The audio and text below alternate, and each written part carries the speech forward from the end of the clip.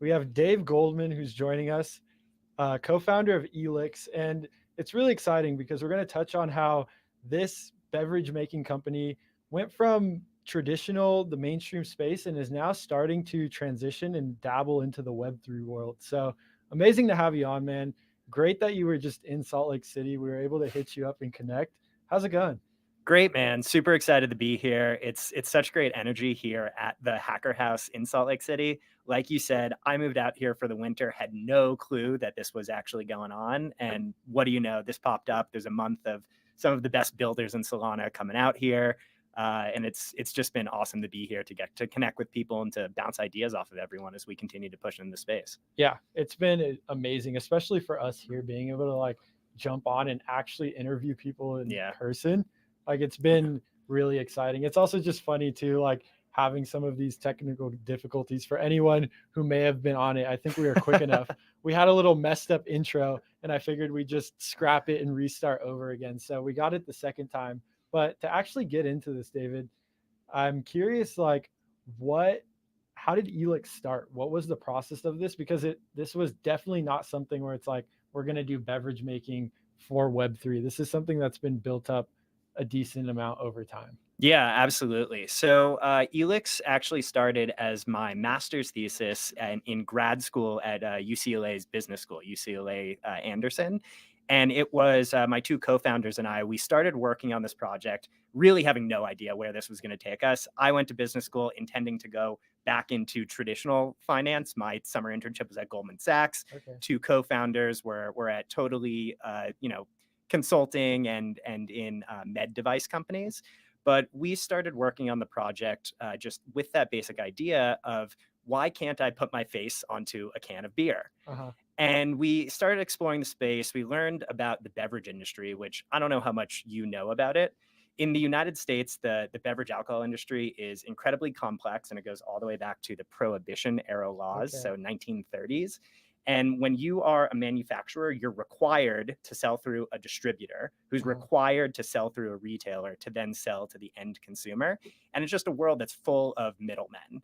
And we looked at that and we said, well, there's got to be a way that we can fix this. And if we can fix this, what are the cool things that we can do? Like putting your face on a beer, working with other communities, or acting just as a beverage making platform that allows kind of these new digital audiences to get beverages direct to consumer, the same way that you can kind of build merch in the apparel space or launch your own direct to consumer brand in really any other industry. Yeah. And that's really interesting. It sounded like the beverage industry was just very behind, and you almost had some sort of a Web2 bridge here, being able to get it to digital consumers. And now you're pivoting even further. Before we get into that, like, I'm just curious, there's a lot you guys have obviously built at Eliqs, and I don't want to just jump straight to crypto, straight to Web3. What was that entire process of really optimizing and getting Eliqs where it was? I mean, you mentioned all these middlemen. Do you still have to deal with this? Were you able to reduce some friction? What was the whole process behind that? Yeah, it's a really great question. So that has been the core focus of our company for the past 2.5 years, is figuring out how do we solve those issues, of which it's kind of twofold. It's how do you create small batch manufacturing of beverage? So, put your face on a beer, send it to as a gift. And then once you create that, how do you get it directly to the consumer within the legal framework and the legal systems of the United States? And so we started our process by focusing just on California, figuring out how can we do direct-to-consumer alcohol within California, and then how do we build manufacturing, which we filed a patent on, in order to do the small batch manufacturing. And that's what we call our core infrastructure for the business. And what we have been doing over the past kind of 6 months since we raised some capital, having proven out some of the use cases for this, is we took that California model and we've been expanding it across the entire country. And so you can kind of think of like our core product is custom manufacturing and a magic checkout button, so that anywhere that you are in the United States, we simplify the back end. We go through the right retailers, distributors, get all of the legal taxes paid to the different states, because it's a state-by-state system. And to you, it looks like you just hit checkout. But for us, we have a very complex system that makes it possible for us to get the alcohol directly to you. That's really exciting. And I think something that's unique that you just touched on is this idea of going state to state. The reason I'm picking that out and resonating is something we've done with our networks is we're going like smart contract platform by smart contract Yeah. platform. So we started with BSC News, jumped over to Solana. So it's just a cool way to see how scaling some things can translate in other places.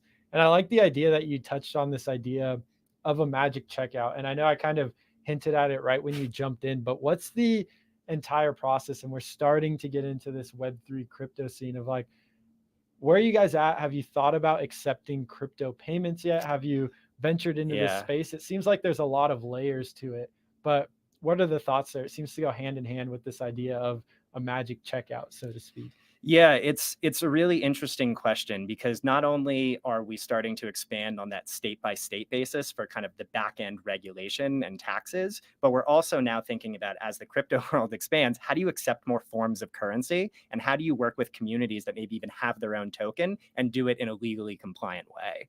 So it's really cool to see things like Solana Pay start to come out, where it allows us to work with these communities in ways that are authentic to them, to create beverages that ideally are very brand aligned with them, and then to have it still kind of bridge over to the real world, so that way we can accept the crypto payment, but then still get all of the compliance set up in kind of the Web 2 world. Yeah, and I think that's really exciting. Like, the main reason to obviously ask this is the involvement you've been in Web3. So before we talk about this merger of Eliq and starting to get beverages in the branding of Web3, what is your background in crypto? How did you start venturing into that sort of neck of the woods? Yeah, it's my first entree to the crypto world was through the Degenerate Ape Mint. That's awesome. It really, that was what got me in. And I think it's, Anatoly's vision, right? Which is that NFTs and NFT communities can help drive adoption of the chain.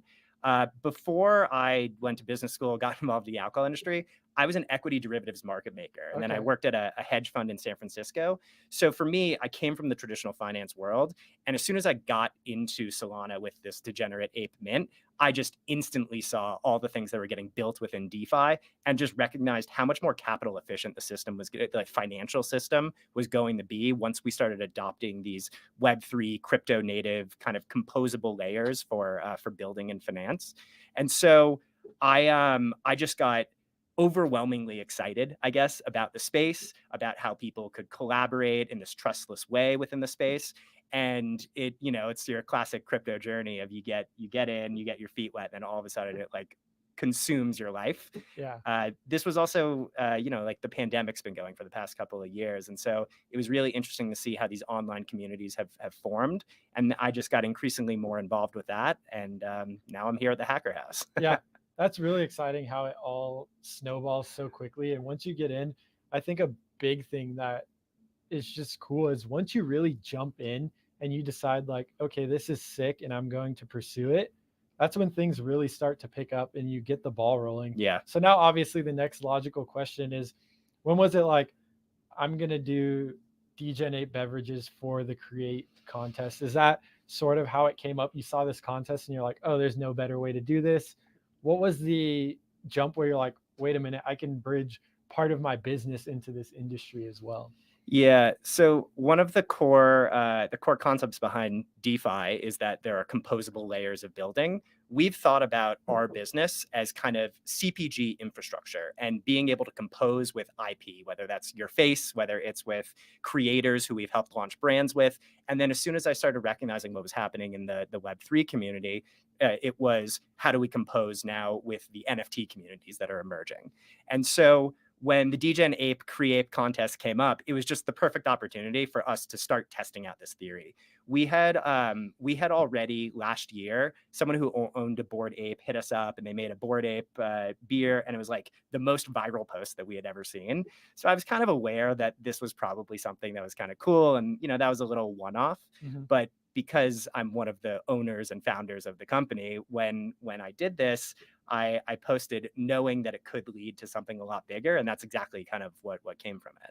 Yeah, that's awesome. So what was the process of doing this Create? It almost seemed like a lot of this infrastructure was already here. It was more so like really just taking this cannon and being like, okay, we're going to go into this. It seems like you guys have been building up this infrastructure for a while. It's like, you already have this built. It's now more so just changing the direction of it a little bit. Yeah, I think that's exactly right. I actually think that these Web3 communities are probably the quintessential use case for what we've built. The creator economy definitely worked, but that really is just, it's a community that's built around a person. Mm-hmm. These are even more decentralized communities where it's people like me who are building cool things on top of the community. And it's very supportive, and people want to participate and purchase and make sure that people are being successful. So Degen Apes, you know, I'm wearing the sweatshirt right now.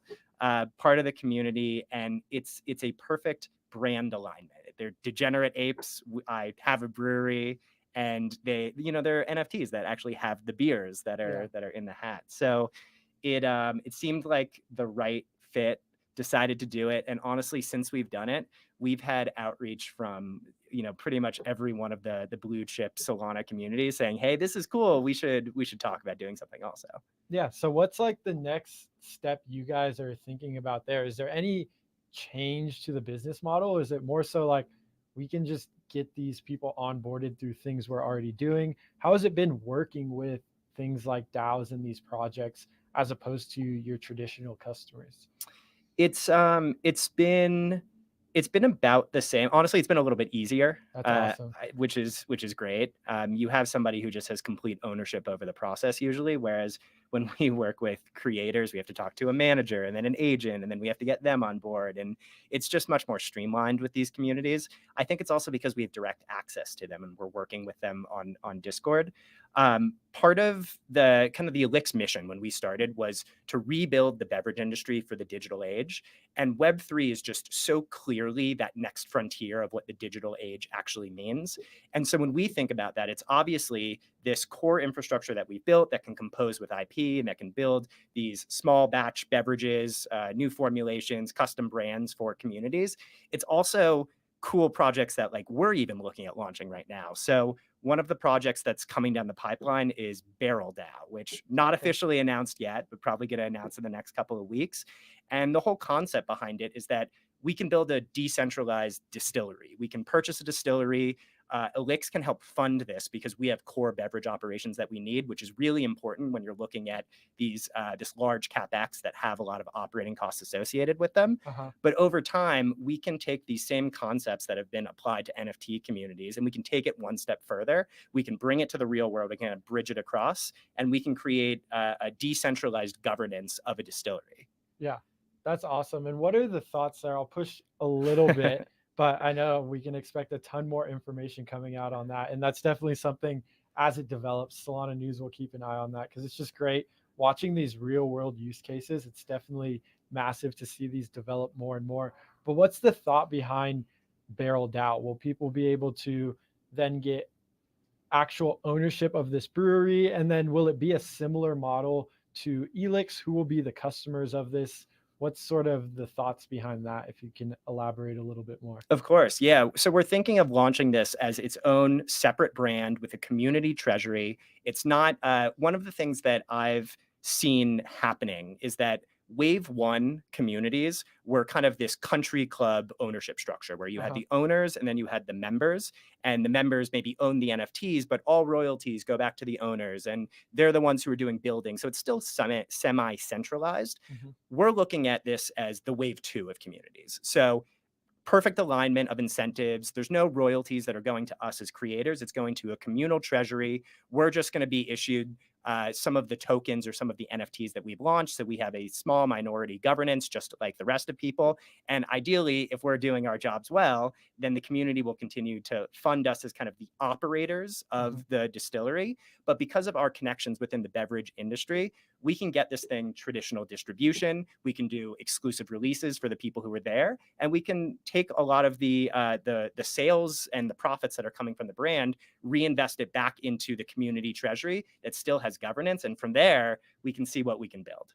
Yeah, that's really exciting too. Even just the fact of taking something that you guys have built at Eliqs and moving it towards also this Web3 ethos, making it more community owned, community ran, is just really cool that you've taken the time to build this model and you're now looking to transpose it in with this new ethos and open it up more to the community. It just seems really exciting. And to get back more on the idea of beverages, did the create just stop there? Was it like, oh, we're going to put it on? Is this something that like, how would Degen Ape or members or holders be able to get exposure to this? Is this like something where they would just go onto Eliqs and be able to go through that process for their own, or is there more underneath this that's going on?